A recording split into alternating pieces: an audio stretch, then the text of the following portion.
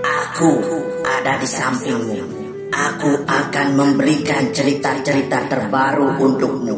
Tetapi ada syarat. Subscribe sekarang. Kalau sudah, terima kasih.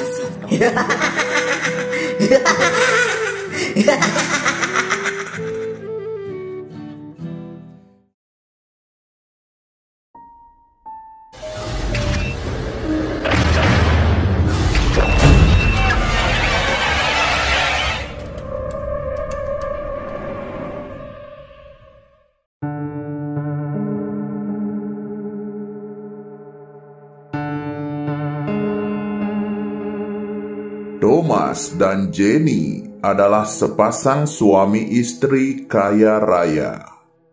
Kekayaan mereka tidak habis dibelanjakan.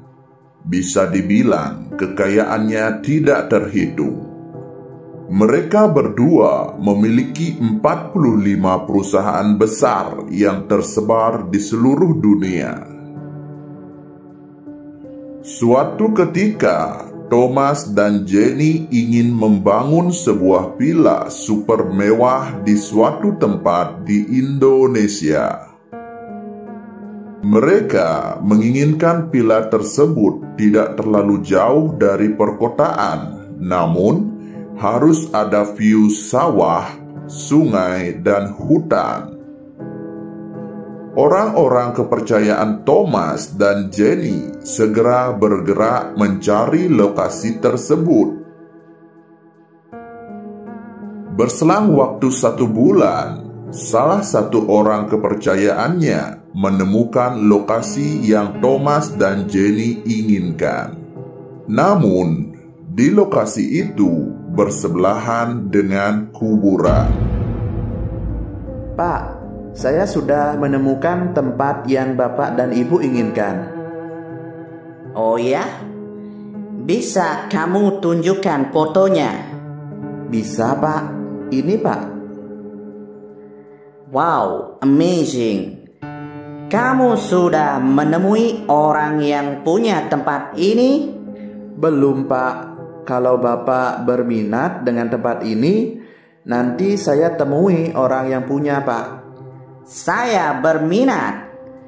Silahkan bernegosiasi dengan yang punya tanah ini. Berapapun dijual, saya akan beli. Jordi pun bergegas mencari tahu siapa pemilik tanah tersebut. Usaha Jordi membuahkan hasil. Jordi bertemu dengan Bapak Jaya, pemilik tanah. Selamat siang, Pak. Iya, selamat siang. Apa ada yang bisa saya bantu? Oh iya, Pak. Apa benar Bapak pemilik tanah yang dipoto ini, Pak? Oh iya, Pak. Ada apa ya, Pak? Jadi begini, Pak. Saya punya bos. Bos saya berencana membangun sebuah villa. Nah, beliau melihat foto tanah Bapak dan beliau sangat tertarik. Apakah tanah itu dijual, Pak? Oh, itu. Sebenarnya tanah itu memang saya jual. Namun, setiap ada yang mau beli, pasti membatalkan. Karena tempat itu sangat angker, Pak. Tempat itu posisinya kurang bagus. Di sebelah barat, sungai besar. Di sebelah selatan, sawah. Di sebelah timur, hutan serta jurang. Dan di sisi utara adalah kuburan. Banyak pula kejadian-kejadian aneh terjadi di tempat itu. Masyarakat di sini mempercayai bahwa tempat itu adalah pasar alam goib. Oh, ngeri juga ya. Coba deh saya tanyakan bos saya dulu, Pak. Beliau mau atau tidak? Setelah Jordi mendapatkan informasi tentang tanah tersebut, Jordi langsung menemui bosnya, Pak Thomas. Pak, Tadi saya sudah bertemu dengan yang punya tanah, Pak. Oh ya? Terus bagaimana? Jadi beliau memang menjual tanah itu. Tetapi tanah tersebut sangat angker, kata beliau, Pak. Masyarakat di sana mempercayai bahwa tanah itu adalah pasar alam goib, Pak. Saya tidak percaya dengan yang begituan. Itu cuma tahayul. Goib itu tidak ada. Jangan ngaco kamu. Lalu bagaimana, Pak? Saya dealkan atau tidak tanah tersebut? Kalau dijual, beli saja Joe. Nanti uang saya transfer. Sekalian langsung carikan tukang bangunan untuk membangun villa itu. Baik, Pak. Jordi kembali ke rumah Pak Jaya, pemilik tanah. Sesampainya di rumah Pak Jaya, Jordi langsung memberitahu Pak Jaya bahwa bosnya tidak masalah dengan keangkeran tanah tersebut. Pak Jaya pun membuat perjanjian bahwa jika terjadi apa-apa di tanah tersebut, itu bukan tanggung jawab Pak Jaya. Jordi pun menyetujui karena bosnya tidak percaya dengan hal-hal yang berhubungan dengan goib. Namun, sebelum membangun villa, Pak Jaya menyarankan Jordi menemui orang pintar di daerah sana untuk meminta saran dan bimbingan. Jordi pun bergegas menuju rumah orang pintar tersebut. Selamat siang, Mbah. Iya, Nak. Ada yang bisa Mbah bantu? Jadi begini, Mbah. Bos saya mau membangun villa di tempat Pak Jaya yang terkenal angker itu loh, Mbah. Nah, saya kemari bertujuan meminta saran dari Mbah. Jadi begini, Nak. Tanah itu adalah pasar goib. Kehidupan astral sangat kuat di sana. Jika kamu mau membangun di sana, kamu harus upacarai tempat itu dan memindahkan pasar goib yang ada di sana. Tapi itu tidak akan mudah, Nak. Oh, begitu ya, Mbah. Baik, Mbah. Terima kasih. Saya akan bicarakan dengan bos saya dulu. Setelah Jordi melakukan transaksi dengan Pak Jaya dan menemui Mbah Sruni, Jordi meyakinkan Pak Thomas kembali tentang tanah tersebut. Pak, tadi saya disarankan Pak Jaya untuk menemui Mbah Sruni dan meminta saran tentang tempat itu.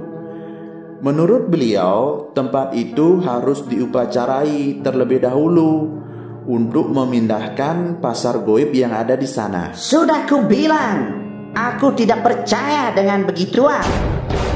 Sudah, jangan hiraukan itu, segera membangun. Baik, Pak. Proses pembangunan villa pun berlangsung. Selama pengerjaan villa, banyak kejadian-kejadian aneh terjadi, seperti ada buruh yang tenggelam di sungai, meninggal tertimpa material, dan ada pula meninggal jatuh dari dinding. Masih banyak kejadian aneh terjadi selama pembuatan villa tersebut. Setelah 6 bulan waktu pengerjaan, akhirnya villa tersebut finish dan sudah bisa dihuni. Thomas dan Jenny mengadakan acara syukuran besar-besaran di villa tersebut. Acara itu berjalan lancar dan sangat mewah. Teman-teman Thomas dan Jenny sangat terpukau dengan villa tersebut. Selain bangunan yang mewah, posisi villa juga sangat memukau. Setelah acara syukuran, mulailah ada hal-hal aneh yang terjadi di villa. Penampakan, benda-benda melayang, suara-suara mistis sering terjadi di villa tersebut. Namun anehnya, Thomas dan Jenny tidak pernah mengalaminya. Hanya pegawai-pegawai yang mengalami. Satu persatu pegawai mengundurkan diri karena tidak kuat dengan kejadian-kejadian itu. Pada akhirnya, penghuni villa hanya Thomas dan Jenny. Malam itu, Thomas tiba-tiba lapar dan malas makan keluar. Lalu, Thomas meminta istrinya memasak makanan di villa. Setelah masak, mereka makan berdua sampai kekenyangan. Kemudian, mereka masuk ke kamar dan tertidur. Kompor yang dipakai masak oleh Jenny tiba-tiba menyala dengan sendirinya. Tepat pukul 3 dini hari, gas kompor meledak dan membakar seluruh villa beserta isinya. Pukul 8 pagi, Thomas dan Jenny terbangun dan melihat dirinya terlepas dari tubuh yang penuh luka.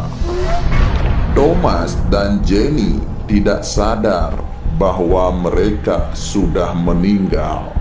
Kemudian mereka melihat pasar yang sangat ramai tepat di posisi villanya.